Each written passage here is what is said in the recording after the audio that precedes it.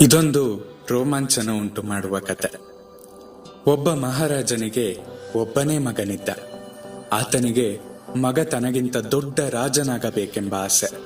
ಆದರೆ ರಾಜಕುಮಾರನಿಗೆ ಕುದುರೆ ಸವಾರಿ, ಕತ್ತಿವರಸೆಗಳಲ್ಲಿ ಆಸಕ್ತಿ ಇರಲಿಲ್ಲ. ನೃತ್ಯ ಸಂಗೀತಗಳಲ್ಲಿ ಆಸಕ್ತಿ. ಕಾಲಕ್ರಮೇಣ ಮಗ ಸುಧಾರಿಸುತ್ತಾನೆಂದು ತಂದೆ ಕಾದರು. ಮಗ ಸುಧಾರಿಸಲಿಲ್ಲ. ರಾಜನಿಗೆ ಸಿಟ್ಟು ಬಂತು. ಮಗನನ್ನೇ ಗಡಿಪಾರು ಮಾಡಿಬಿಟ್ಟ.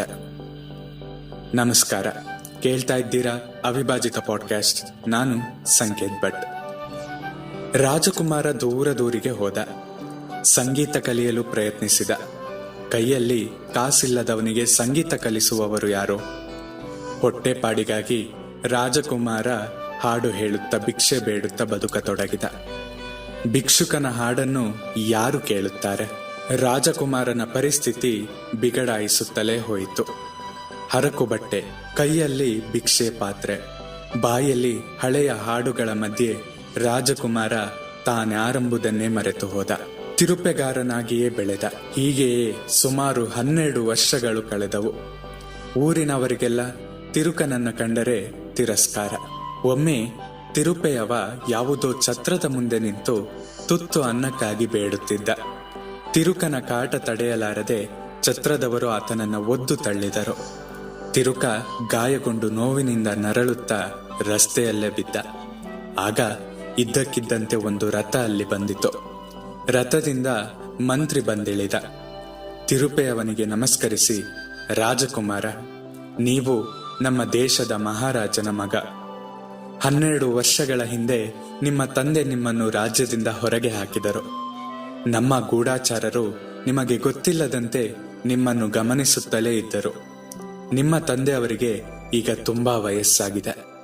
ರಾಜ್ಯವನ್ನು ನಿಮಗೆ ಬಿಟ್ಟುಕೊಡಲು ಬಯಸುತ್ತಿದ್ದಾರೆ. ನಿಮ್ಮನ್ನು ರಾಜ್ಯದಿಂದ ಹೊರಹಾಕಿದ್ದಕ್ಕಾಗಿ ಅವರಿಗೆ ಪಶ್ಚಾತ್ತಾಪವಾಗಿದೆ. ನಿಮ್ಮನ್ನ ಕರೆದುಕೊಂಡು ಬರಲು ಕಳುಹಿಸಿದ್ದಾರೆ ಎಂದರು. ಇದೆಲ್ಲ ಅರ್ಥ ಮಾಡಿಕೊಳ್ಳಲು ತಿರುಪೆಯವನಿಗೆ ಕ್ಷಣ ಹೊತ್ತು ಹಿಡಿಯಿತು. ಎಲ್ಲ ನೆನಪಾಯಿತು.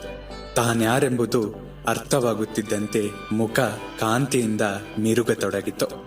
ಆತ ನಿಧಾನವಾಗಿ ಎದ್ದು ನೆಟ್ಟಗೆ ನಿಂತ. ಮಂತ್ರಿಯನ್ನು ದಿಟ್ಟಿಸಿ ನೋಡಿ, ನಾನು ಸ್ನಾನ ಮಾಡಿಲ್ಲ, ಹೊಸ ಬಟ್ಟೆ ತೊಟ್ಟಿಲ್ಲ, ಕಾಲಿನಲ್ಲಿ ಚಪ್ಪಲಿ ಇಲ್ಲ. ನೀವು ಹೀಗೆ ನನ್ನನ್ನು ಅರಮನೆಗೆ ಕರೆದೊಯ್ಯುತ್ತೀರಾ ಎಂದು ಗದರಿಸಿದ. ತಡಬಡಿಸಿದ ಮಂತ್ರಿ ತಕ್ಷಣ ಅದೇ ಛತ್ರದಲ್ಲಿ ಕೋಣೆ ಪಡೆದು ರಾಜಕುಮಾರನ ಸ್ನಾನ ವ್ಯವಸ್ಥೆ ಮಾಡಿದ. ಹೊಸ ಬಟ್ಟೆಗಳನ್ನು, ಪಾದರಕ್ಷೆಗಳನ್ನು ತರಿಸಿದ. ಶುಚಿರ್ಭೂತನಾದ ರಾಜಕುಮಾರ ಹೊಸ ಬಟ್ಟೆ ಧರಿಸಿ ಹೊರಗೆ ಬಂದ. ವಿಷಯ ಗೊತ್ತಾಗಿದ್ದ ಛತ್ರದವರು ರಾಜಕುಮಾರನನ್ನು ಭೋಜನಕ್ಕೆ ಆಹ್ವಾನಿಸಿದರು. ರಾಜಕುಮಾರ ನಯವಾಗಿ ಆಹ್ವಾನವನ್ನ ತಿರಸ್ಕರಿಸಿದ. ಸ್ವಲ್ಪ ಹೊತ್ತಿಗೆ ಮುಂಚೆ ತಂಗಳನಕ್ಕೆ ಕೈಚಾಚುತ್ತಿದ್ದವನು ಈಗ ಭೂರಿ ಭೋಜನವನ್ನು ತಿರಸ್ಕರಿಸುವುದನ್ನು ಕಂಡು ನೀವು ಎಷ್ಟು ಬೇಗ ಬದಲಾದಿರಿ ಎಂದು ಅವರು ಪ್ರಶ್ನಿಸಿದರು. ರಾಜಕುಮಾರ, ನಾನು ಯಾರೆಂಬುದು ಗೊತ್ತಾದರೆ ಬದಲಾಗಲು ಕ್ಷಣ ಹೊತ್ತು ಸಾಕು ಎಂದ. ಇಲ್ಲಿನ ರಾಜಕುಮಾರ ನಾವೇ ಏಕಾಗಿರಬಾರದು. ನಾವು ಹಿಂದೆ ಪರೀಕ್ಷೆಯಲ್ಲಿ ಫೇಲ್ ಆಗಿರಬಹುದು, ಬದುಕಿನಲ್ಲಿ ಸೋತಿರಬಹುದು, ದಾರಿಯಲ್ಲಿ ಜಾರಿ ಬಿದ್ದಿರಬಹುದು. ಆದರೆ ನಮ್ಮೊಳಗೆ ಅಪೂರ್ವ ಶಕ್ತಿ ಅಡಗಿದೆ. ಪ್ರತಿಭೆಗಳು ಹುದುಗಿವೆ. ಅವುಗಳ ಪರಿಚಯ ಮಾಡಿಕೊಳ್ಳಬೇಕು. ಸಾಧನೆಯ ಸಂಕಲ್ಪ ಮಾಡಬೇಕು. ನಾವು ಬದಲಾಗುತ್ತೇವೆ. ಬದುಕು ಬದಲಾಗಲು ಕ್ಷಣ ಹೊತ್ತು ಸಾಕಲ್ಲವೇ? ನಿಮ್ಮ ಪ್ರೀತಿ ಹಾಗೂ ಪ್ರೋತ್ಸಾಹ ಸದಾ ಹೀಗೆ ನನ್ನ ಮೇಲೆ ಇರಲಿ.